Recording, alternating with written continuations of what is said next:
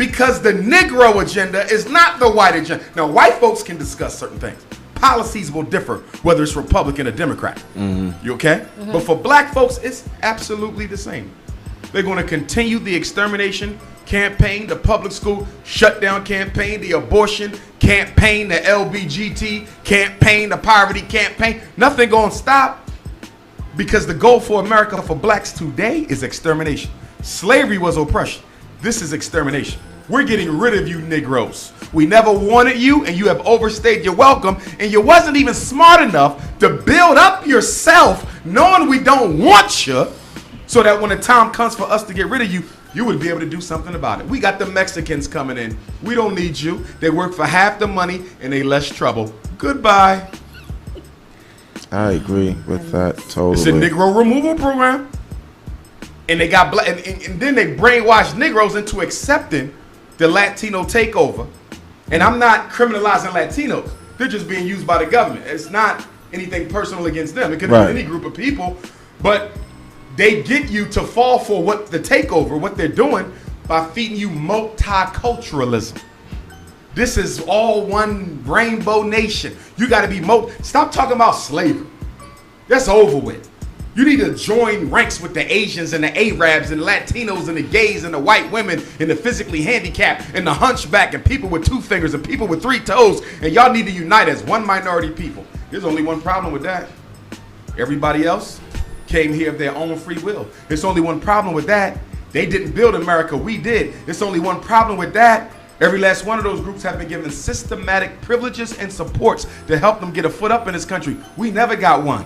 So how do you blend the black agenda in with everyone else? How can we be one color amongst a much larger rainbow when you never see the color black in any rainbow? That's right. All right. What's the biggest misconception that you think people have about you? They think I hate gay people. They think I hate white people. They think that I preach separation, which I don't. Black people are already separated. Why do I have to be a separatist? You are already separated. You ain't nowhere in the banks. You ain't nowhere in the real estate. You ain't nowhere making the power decisions. You ain't nowhere in the U.S. Senate. You ain't in the Supreme Court. Well, 1 or 2 token Negroes, but you're already segregated. If America really believes in integration, give me political economic integration. Where's my share of the banks? Where's my share of the wealth? Where's my share of the gas stations? Where's my share of the hospital? If the white man really wants to be integrated, let's integrate. But don't give me social integration. We can go to the hospital. We can go to the hotel. We can date white women. We can go get some pizza together. We can sit on the same toilet. That's social integration. I don't care about that. I want economic integration. I want my share of America's wealth that is rightly mine because my ancestors built this country. You don't let me out of slavery and say I'm free. Freedom does not mean the absence of chains. Freedom is the ability to do for yourself what the white person can do for themselves. And unless you can sit here and tell me that as black men and black women, we are not in any way, shape, or form systematically disadvantaged by virtue of being African, then we not free. Freedom is not what's on paper. Freedom is what you live. What black person in America can say that they free when at any second you can be stopped and murdered by a policeman? No different than a slave could be by a slave tracker 300 years ago. This ain't freedom. Well, it is freedom. Freedumb. 40 million free dumbass Negroes who fail to recognize that if you don't do something for yourself, you won't be around. There'll be a museum. The Museum of African Life, where they'll talk about what we used to look like. They'll have shell-top Adidas in there. They have some weaves. They have a white woman, a basketball, a video game. And they say, once upon a time, we had these people who lived here, but they died off for mysterious reasons. We don't know what happened to them. Oh, you can become extinct. Don't forget, the British exterminated the Grimaldi people. The Grimaldis were, not the Grimaldis. The Grimaldi was the first in Europe. The Tasmanians. Small little island off the coast of Australia. A group of Africans lived there called Tasmanians. The British exterminated every single one. The Herero people in Southwest Africa, close to Namibia. The Germans exterminated nearly every one. So black people walking around talking about, my Lord, my Jesus is going to see to it that nothing ever happens to me. You have cultures of black folks who no longer exist, totally wiped out by whites. And if you don't think they could wipe out 40 million Negroes who don't own nothing, You better wake up and smell the coffee. That's why they came out with the new disease. Zika, Shanika. That's the Shanika disease.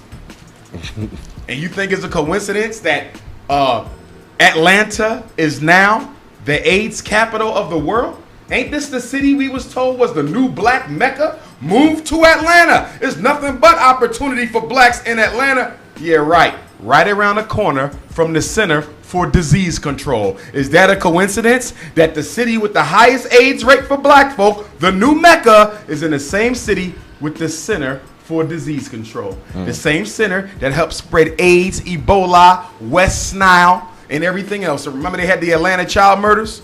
They still don't know who did that. I know who did it. The Center for Disease Control did it.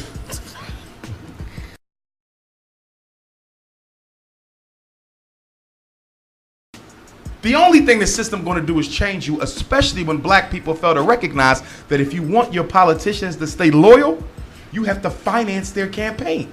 The reason why the average black politician is a sellout in New York or a sellout in Philadelphia or a sellout in Houston is because they got to get elected by who? Democratic Party money, Republican Party money, Green Party money, Walmart money, McDonald's money, Chevrolet money, Rockefeller money. How they gonna be loyal to you when they're being financed by white folks? If you want a black politician to push a black power agenda, you have to give him the black dollar to do it. You got to finance me to keep it real. Because if you don't finance me, I'm gonna sell out to the person paying my campaign bills. We ain't figured that one out either. Why does every politician sell us out? Is there something wrong with the politicians? It's not all characterological. Don't get me wrong, a lot of them are born sellouts, but it's not all characterological. It's systematic and economic driven. You don't finance them. You vote, but voting ain't what counts. It's the money. Because guess what? I might vote for you, but had it not been for her money, you would have never even been in a position to win. The money comes first. Money don't control politicians. Excuse me. Politicians don't control money. The money controls the politicians.